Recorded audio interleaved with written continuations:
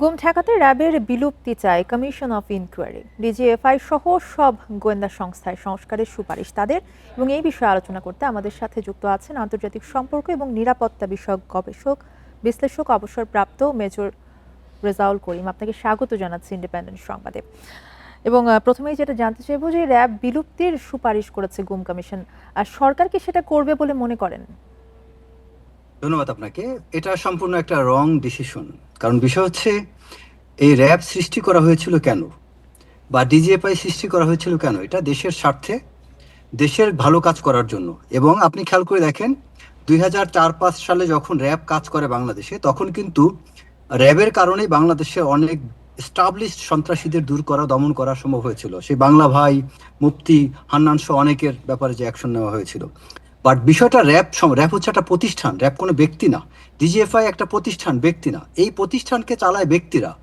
সেই ব্যক্তিদের সংস্কার না করে, সেই ব্যক্তিদের বিরুদ্ধে দৃষ্টান্তমূলক সাজা না দিয়ে আপনি একটার পর একটা প্রতিষ্ঠান বানাবেন আর প্রতিষ্ঠান বদলাবেন, এটা রাষ্ট্রের অপচয় হবে। আপনি এই প্রতিষ্ঠানে যেসব ব্যক্তিগুলোকে ট্রেনিং দেওয়া হয়েছে, কোটি কোটি টাকা এর পেছনে খরচ হয়েছে। এই প্রতিষ্ঠানে গাড়ি ঘোড়া, অর্গানোগ্রাম, প্রতিষ্ঠানের এস্টাবলিশমেন্ট, অফিস, সব কিছু মিলে অনেক খরচ হয়। সো একটা প্রতিষ্ঠানকে হুট করে আপনি বাদ দিয়ে দিবেন, কিন্তু ওই প্রতিষ্ঠান বাদ দিয়ে নতুন র্যাবের জায়গায় ট্যাব নামে কিছু একটা তৈরি করলেন। সেই ট্যাবে আপনি করলেন কি, আবার ওই কর্মকর্তাদের বসালেন।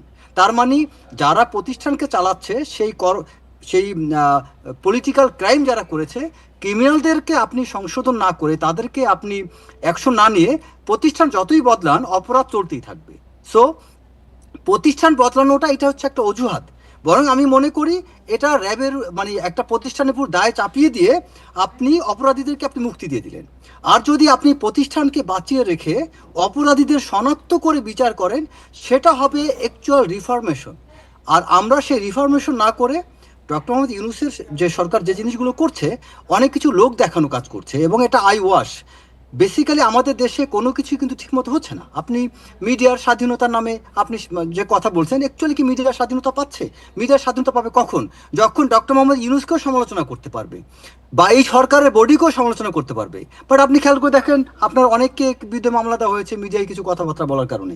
তার মানে বিষয়টা কি হলো, যে এতদিন মিডিয়া অন্য সবাইকে যখন গালিগালাজ করলো, তখন আপনি তাকে বাদ দিলেন না, বাট যখন আপনাকে অ্যাটাক করলো, তখন আপনি তার লাইসেন্সটা বাদ করে দিলেন। দ্যাট মিনস আমরা অ্যাকচুয়ালি রাইট ট্র্যাকে নেই।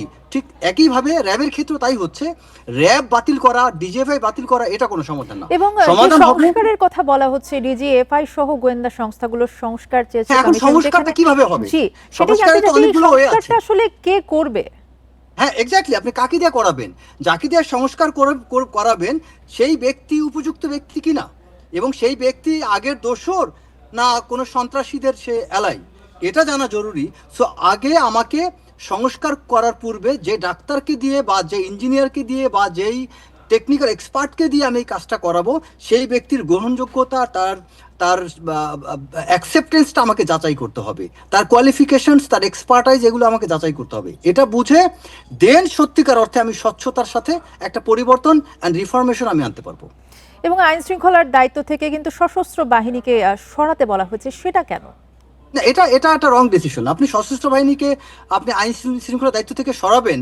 আপনি আগে আইন শৃঙ্খলা রক্ষা করার দায়িত্বে যে পুলিশ বাহিনী আছে, বা বিজিবি, বা এখানে আনসার বা র্যাব যারা আছে স্বরাষ্ট্র মন্ত্রণালয়ের অধীনে, এই প্রতিষ্ঠানগুলোকে আপনি ঠিক মতো এখনো মেরুদণ্ড সোজা হয়নি। আপনি সশস্ত্র বাহিনী সরিয়ে নেন, কালকে দেখবেন এখানে ঢাকার রাস্তায় সাধারণ মানুষজন বের হতে পারবে না। সো সরানোটা রং ডিসিশন হবে এই মুহূর্তে, যদি আপনি এই জায়গায় উপযুক্ত এটার প্রোটেকশনের ব্যবস্থা না নিয়ে থাকেন। পুলিশকে আগে ভালো করে রিফর্ম করতে হবে, পুলিশের শক্তি বৃদ্ধি করতে হবে। আপনার আনসার বা অন্যান্য যারা আছে আইন শৃঙ্খলার দায়িত্বে, তাদের মধ্যে যদি উপযুক্ত সংস্কার এবং তাদেরকে স্ট্রেংথেন, শক্তি বৃদ্ধি না করা হয়, তাদেরকে যদি মাঠে কাজ করানোর জন্য তাদেরকে যথার্থ উপযুক্ত না করা হয়, আপনি সেটা না করে আইন শৃঙ্খলা রক্ষা থেকে আপনি সশস্ত্র বাহিনীকে সরিয়ে নিলে, বরং এটা আপনি সন্ত্রাসীদেরকে আপনার সুযোগ করে দেওয়া হবে, অপরাধীদেরকে সুযোগ করা হবে যাতে তারা অপরাধ আরো বেশি করে। আপনার পলিটিক্যাল ক্রাইম তখন বাংলাদেশে আরো বাড়বে, এবং আপনার সাধারণ জনজীবন এবং রাজনৈতিক মাঠ, আমাদের মিডিয়া কর্মীদের কাজকর্ম, সবকিছুই তখন জটিল হয়ে যাবে। জনাব রেজাউল করিম, আপনাকে অসংখ্য ধন্যবাদ আলোচনায় যোগ দেওয়ার জন্য।